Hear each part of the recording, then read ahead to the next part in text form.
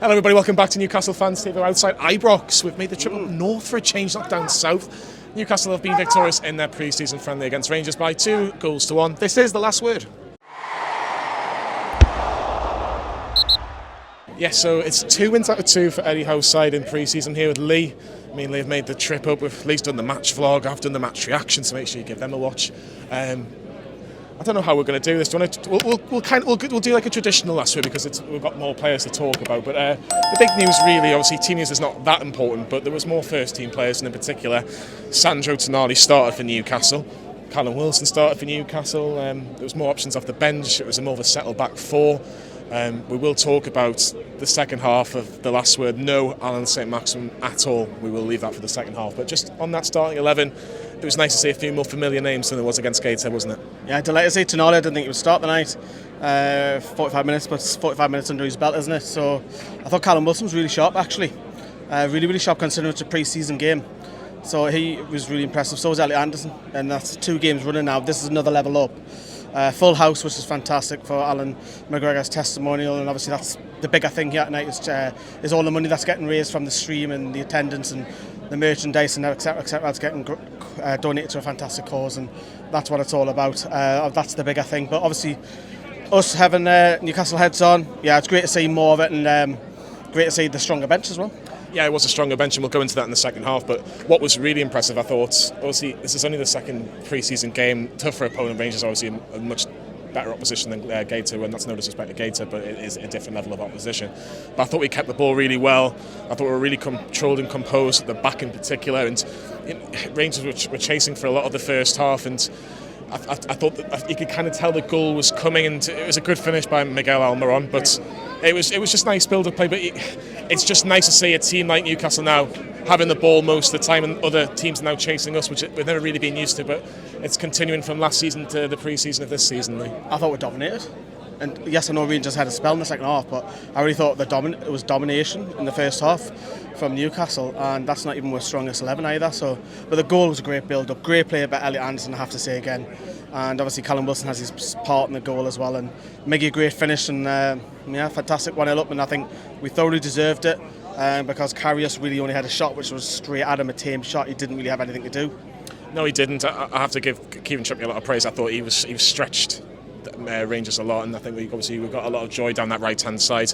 Obviously Jamal Lewis is playing out of position in the first half on the left hand side, and obviously as a left attacking 3, and it's a bit unfair to really say anything about him because that's not his natural position. But I thought he had a better second half in terms of his more natural position, the left back, which was nice to see. Well, he's only starting because of the elephant in the room. Exactly. I'd have liked to have seen ASM actually run at that Rangers fullback, because I think I know it was James Tavernier, but I think he would have had more joy than Jamal Lewis would, of course. The only criticism of Lewis, and you'll see it when you watch when you read the WhatsApp back, is cross it in, man. Yeah, he cuts back in all the time, doesn't he? Man, it's frustrating, man. And now he's not a natural left winger, but cross it in, man, for God's sake. Yeah. But that was my only frustration with him.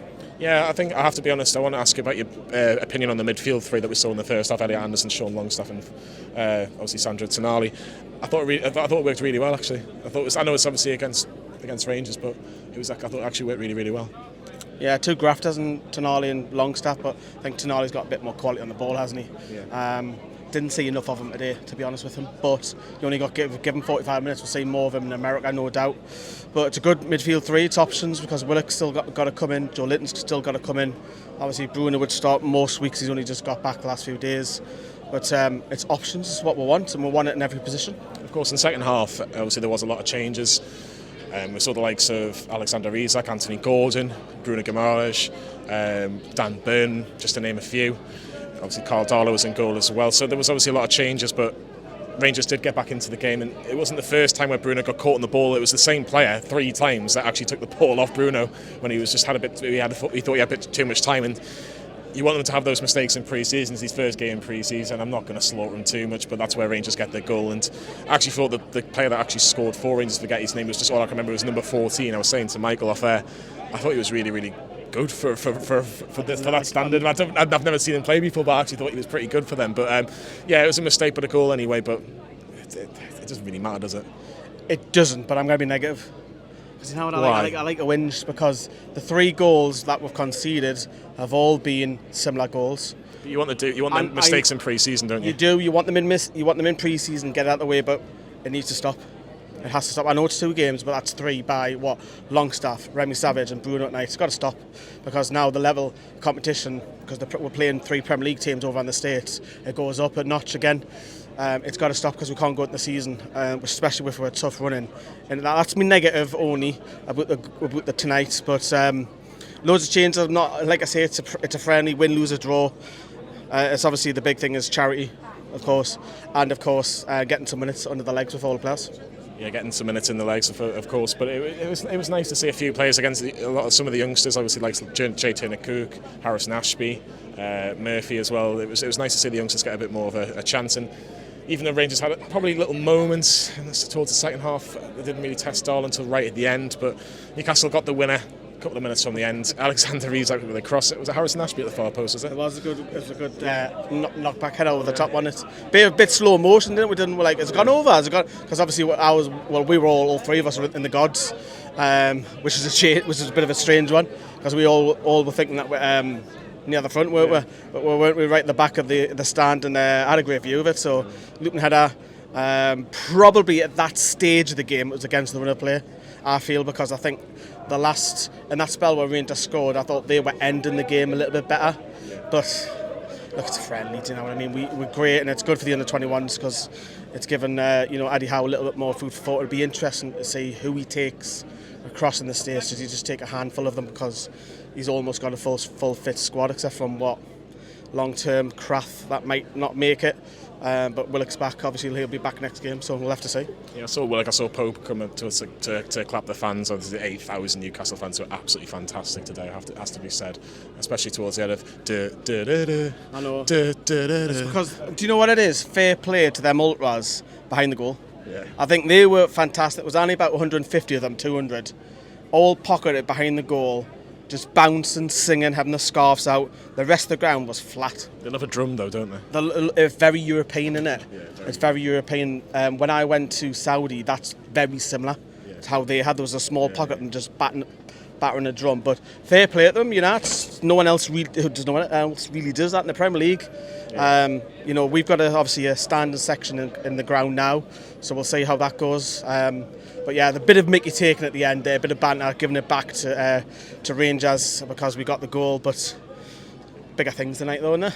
Yeah, certainly is. Obviously, Newcastle held on. I have to say, right at the end, what a save by Carl Dollar. We had a really good view. It was right down the bottom corner. It was a really good hand. And Newcastle got the win, which is obviously it's nice, but it's not the most important thing. It's, of course, about getting the freshness into the legs and just basically making sure that we're ready for the 12th of August against Aston Villa, which is just over 3 weeks away. 3.5 weeks to be precise. Let's hear from Eddie Howe, because I'm sure Eddie Howe will have a lot of questions about one man in particular, and that man is Allan Saint-Maximin.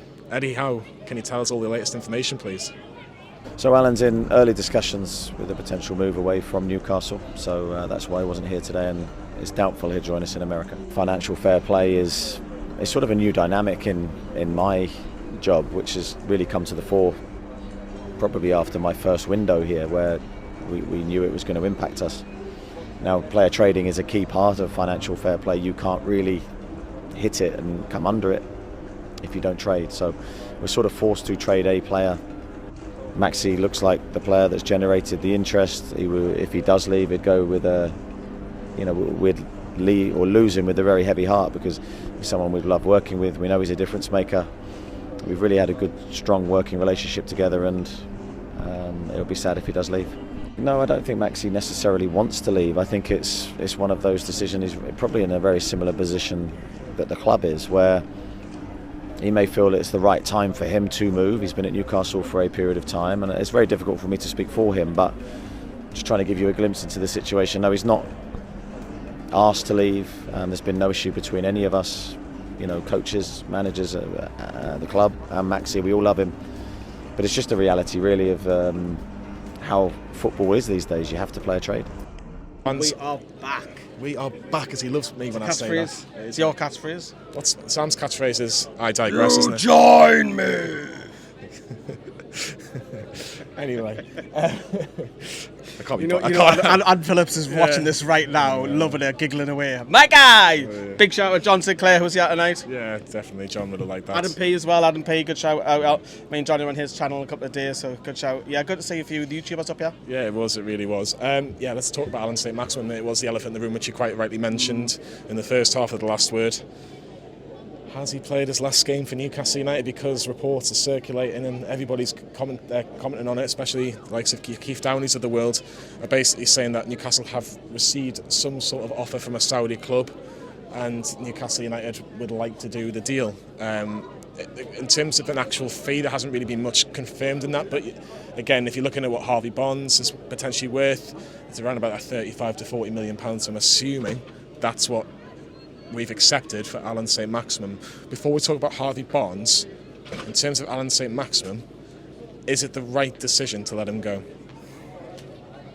It's a tough one, because you're replacing him with goals, I think, in that position, and Harvey Barnes, but I think we're stronger with both of them. I do. Yeah.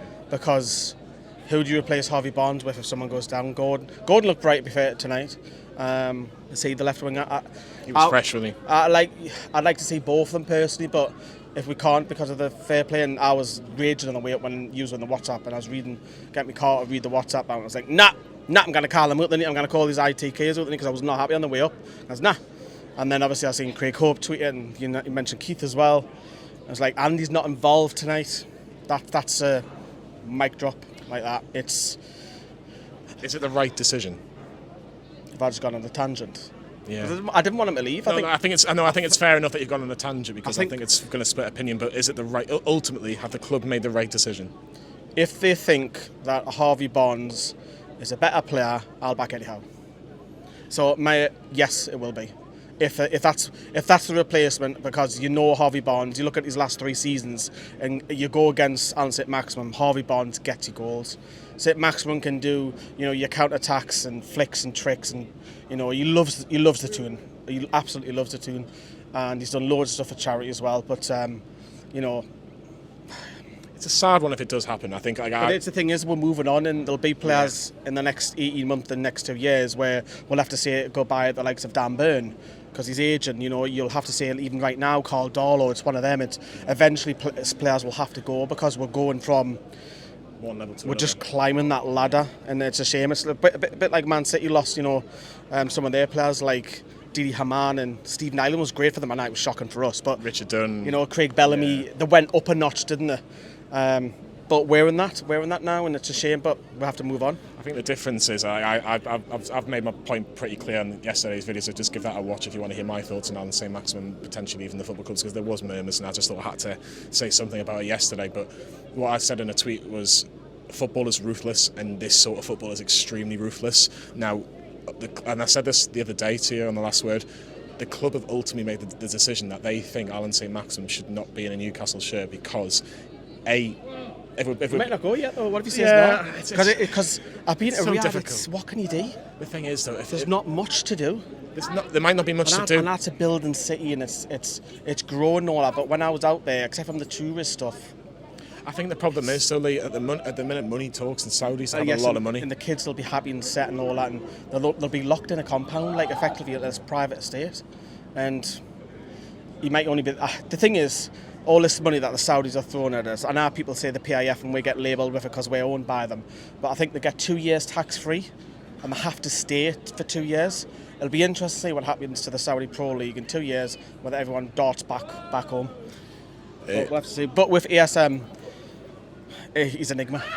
Yeah, I'll be a bit gutted if he goes, and I've made my feelings pretty clear on that. All I will say on Allan Saint-Maximin is that if anyone deserved Champions League football in Newcastle shirt, it's him. Because of all the shit you put us through, in a good way, I mean. But the thing is, all the shit you dragged us through. Sorry, terminology. But what I did say, Lee, to other people as I was talking about this on WhatsApp and other people I was talking to, in regards to this news, we're going to have to get used to this in terms of the club making decisions for the best interest of the club, where this wasn't particularly in the best interest of the club. This will be split, yeah, you're saying it's split, but look at the season tickets. You get the bigger picture. You don't want to pay extra money. Yeah. Never do I. Never does John next door and Dave and Bob and RM. I don't know why I just mentioned that. Weird names. Dave and Bob paying for my ticket, are they? But you get what I mean. It's small things. You get it's the bigger picture. So, look, if he's happy to leave, then fair enough. But if he's being pushed, that's a different question. It has been accelerated in terms of Harvey Barnes. There's contrasting reports again. The latest that I have seen is that Leicester and Newcastle are pretty close to agreeing a deal, and that Newcastle want to do the deal for Harvey Barnes, and he potentially could be on his way to Tyneside very, very soon. But again, we'll wait for official confirmation. I do want to say, I think Eddie Howe can get the best out of Harvey Barnes, but I don't think he can with ASM, because I think he's not trouble, but he is what he is. You have to accept it. Yeah, there's not. Yeah, I think that's pretty much at the nail on the head. But Harvey Barnes is an Eddie Howe type of player. I think that is pretty much the bottom line. But that will be interesting to see what happens. So keep on with all the latest with Newcastle Fans TV in regards to that. Just finally, America. I want your thoughts, because you're going to America on Saturday. Yeah, I was speaking to Adam Page before. He's going before me. I'm going Saturday early morning. Loads of content. Got 3 games. There are daft o'clocks. The videos are going to go out 4 a.m, 5 a.m. British time. That's not new for me on the road. But yeah, I won't let these guys off. They've got to still do their daily videos. But loads of stuff, and you're going to see daft stuff. We're going to teach Jane Atlanta, some Jody and Steve, and we're going to be doing some daft stuff, and obviously the serious stuff with the football. So 2 videos a day, hopefully. Yeah, so make sure you keep all the videos that you'll watch will be with him for the next week or so. We obviously will do our bits, but of course Lee will be out in the States. So if you do see Lee in the States, 5 flights in 7 days. I might do some flight vlogs. Yeah. That motherfucker ain't real. Just like Newcastle United and Lee Lawler, we are flying in terms of exactly. We are doing. People are going to hate that on there. Michael just wants to hurry up. Yeah, we're going to finish now because I know he wants to go home anyway. But yeah, look, we're outside Ibrox. It's finished. Rangers 1, Newcastle United 2. All the latest, of course, all the transfer window gossip as well will be with us. So make sure you like this video and subscribe to Newcastle Fans TV from a very, very nice looking Glasgow. Clammy. Because I'm the idiot who's put the leather on, but very sticky tonight, shall I say? Very clammy. That's too much information. Very clammy, very sunny. Adam Phillips, you'll enjoy that. Very clammy, very sunny, but Newcastle are very good. Thanks so much now. See you later. Bye-bye.